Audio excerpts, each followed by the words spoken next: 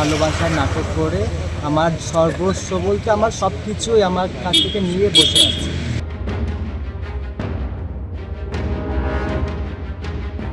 প্রেমের সম্পর্কের আড়ালে আর্থিক প্রতারণার অভিযোগে শিল্পাঞ্চলে চাঞ্চল্য ছড়িয়েছে।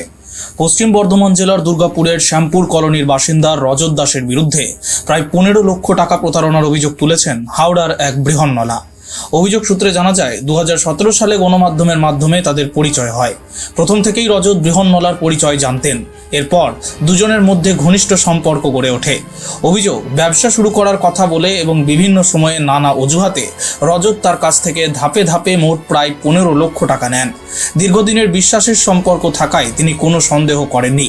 2022 সালে টাকা ফেরত চাইলে সম্পর্কের অবনতি ঘটে এবং দুজনের মধ্যে অশান্তি শুরু হয়। শেষ পর্যন্ত উপায় না দেখে তিনি আসানসোল দুর্গাপুর পুলিশ কমিশনারেটের অধীন কোকোভেন থানায় লিখিত অভিযোগ দায়ের করেন। পুলিশ সূত্রে জানা গেছে, দুদিন আগে থানায় অভিযোগ দায়ের হয়। তদন্তে নেমে পুলিশ গতকাল রাতে শ্যামপুরের বাড়ি থেকে অভিযুক্ত রজত দাসকে গ্রেপ্তার করে।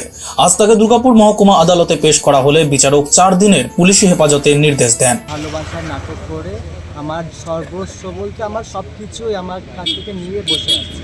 তো এখন আমি আমার ফ্যামিলি সাপোর্ট সেরকম কেউ নেই, আমার মা নেই, আর আমার বাবা বয়স্ক, সেই দিক থেকে আমার বাবাও এখন বর্তমানে আমার পাশে নেই। ঠিক আছে, তো এখন আমি সমস্ত কিছু দায়ভার ছেড়ে এখন এই কোকোভ্যান থানার কাছে আমি এই আমার যত মাননীয় স্যারেরা আছে সবার কাছে আমার বিনীত নিবেদন, আমার সাথে যে অন্যায়টা হয়েছে এই অন্যায়ের বিচার আমি এই কোকোভ্যান থানার কাছে এসেছি।